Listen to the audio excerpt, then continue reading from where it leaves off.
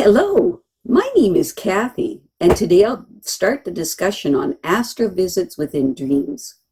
But before I do this, I wanted to let you know that because I have a great many videos now on many different topics, that I've decided to make several different video playlists so that it's easier to find the videos of greatest interest. So please check out my playlist page. In this video, we will look at more astral visits into the past in our dreams. In our next example, we have a man that had a disturbing, recurrent dream when he was a little boy. The setting for the dream was a luxurious home, and it felt like he belonged there. He was a woman in the dream, dressed in a flowing white nightgown, walking through a spacious foyer, up a long winding staircase to the second floor, with an open hallway enclosed by banisters. There were many doors, including French doors that led outside into a small balcony. One of the doors in the hallway opened, and the two women emerged. One he didn't remember well, but the other was dressed casually and had long dark hair. He sensed that he knew them, and it wasn't unusual for them to be there. Suddenly, the dark-haired woman became very angry with him and started to attack him, and they fought, and in the dream, she pushed him through the French doors. He fell over the balcony toward the ground below, but as he fell from the balcony, he was somehow outside that body instead, watching himself fall. This was an astral trip to the past that the man had in Louisiana. The dark-haired woman was the man's sister at the time, who was insanely jealous of her.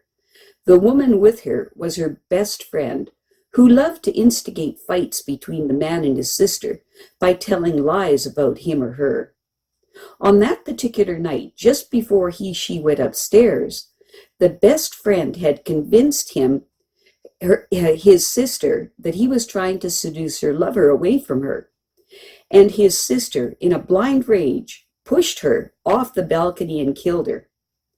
The man exited her body during the fall for the simple reason that since she was only there on the astral visit and knew what happened anyway, she had no need to actually experience hitting the ground. His fear of heights and his difficulty in trusting people in this lifetime have their roots in that past life. In our next example, we have a woman that had a recurring dream where she was fleeing a country where she had stopped by an officer and told that she had to choose which of her two children could go with her. She begged, cried, and pleaded, but the officer didn't care. He insisted again that the woman choose, and all the while he was smiling this cruel, evil smile, truly enjoying the woman's pain. He finally forced her to make a choice. She chose to leave her young daughter behind and cried uncontrollably as they took her away, screaming and sobbing. The woman was still crying uncontrollably when she woke up. What this was a past life dream visit to a time lived in Russia during the ethnic cleansing of the Stalin regime, and she really was forced to make that impossible choice. This woman has always been afraid in this lifetime that her fear of losing a child might be some kind of premonition. Instead, it's a memory, a fear she can now release because the truth is, she's afraid of something that already happened to her and is long gone now. In our next example, we have a woman who for several years had a recurring nightmare about being raped. In the dreams, it was never the same person or situation, but the awful act itself was always the same. She became afraid to dream at night because she couldn't stand the thought of going through it again. In this lifetime, she is extremely afraid of rape ever happening to her, but it didn't become an active fear until these dreams started. The woman is now 21 years of age, and these dreams haven't happened for about a year. In actual fact, this woman was a rape victim in a life in England in the early 1900s. A group of thugs in their late teens abducted her one night as she walked home from her aunt's house. Two of the boys raped her while the other watched. She was so frightened and deeply humiliated that she never told anyone what happened. And while her life was essentially destroyed from then on, there was never any consequences at all for the vicious bastards who did this to her. The dreams wouldn't come back for this woman now because she was 20 years old when the rapes occurred in that lifetime. Now that she has reached and passed the age in this lifetime, her spirit has been able to recognize the memories as just that and nothing more, and released it once and for all. In our next example, we have a woman who had a frequent recurring dream about being poisoned. In the dream, her mother is going out and leaves her with this nasty woman that she hates. The woman is an angel when her mother is around, but a really nasty person when she is alone with her, and she scares her so much that she is afraid to tell her mother what's going on. She sees the woman's face very, very clearly as she forces her to take a pill. She says it's just a vitamin. The woman takes the pill and doesn't wake up until just before her mother arrives to pick her up. So she never knows what happened. In this lifetime, she is now afraid of anyone being near her food and drink.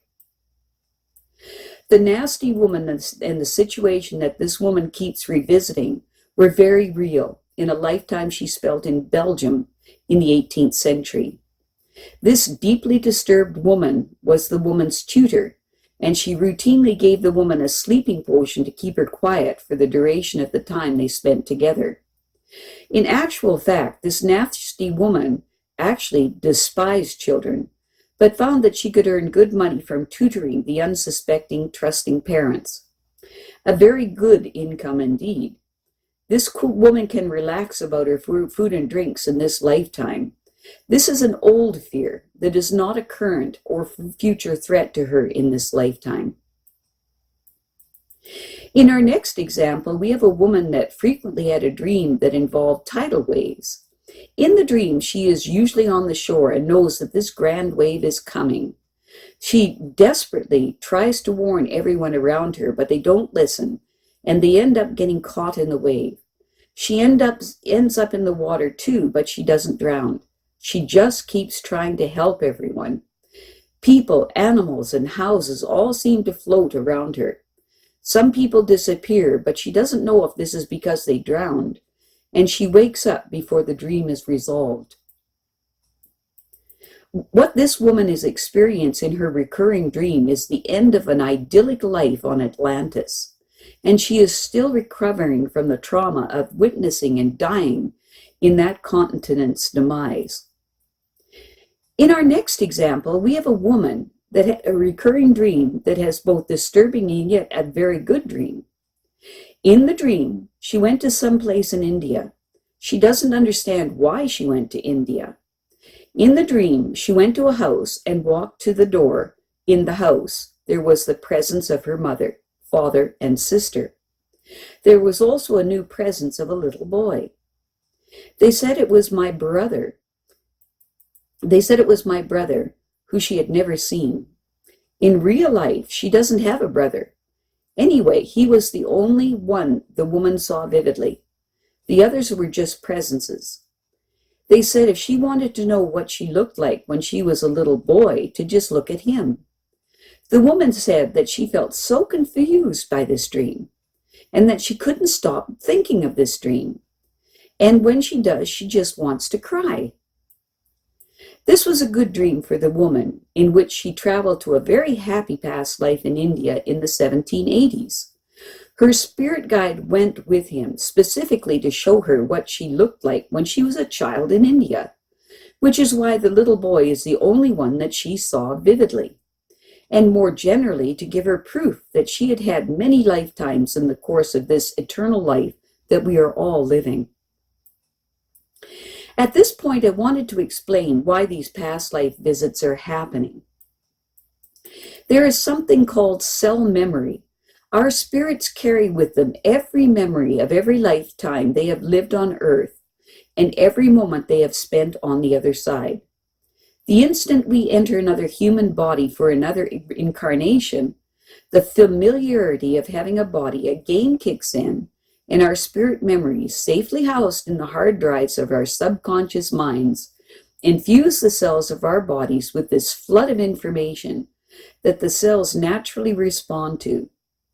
Last time I was in a body, a spirit might say to itself, I was shot in the stomach with an arrow. Here I am in a body again, so obviously my stomach must hurt. Or, when I am in a body, I get raped at the age of 20. I'd rather be braced for that until that age has come and gone this time round. And after that, I'll feel safe. Or, I enjoyed being in a body when I was in India, and now I am back in a body. I am fondly remembering India all over again. Whenever the cell memories we revisit while we sleep are positive ones or negative ones, they are very powerful, without the interfering clutter of the conscious mind, and they are also incredibly helpful. Astral trips to happy past lives are lovely reminders of our immortality and of how temporary any current unhappiness really is. Astral trips to past life traumas, upsetting as they can be, serve the same purpose as release dreams, throwing a spotlight on any plain fear and confusion we might be going through, and giving us a first-hand view of where they came from so that we can let go of them once and for all, subconsciously and consciously. One of the best ways to handle this type of situation is to ask the Creator to release the negativity and to embrace the positive from any past incarnation while you sleep. I have a great many videos now on many different topics, and so I've decided to make several different video playlists so that it's easier to find the videos of greatest interest. So please check out my playlist page. Well, that's it for now. To stay up to date with my latest videos, make sure to subscribe to this free YouTube channel by clicking the red subscribe button right below this video. Take care.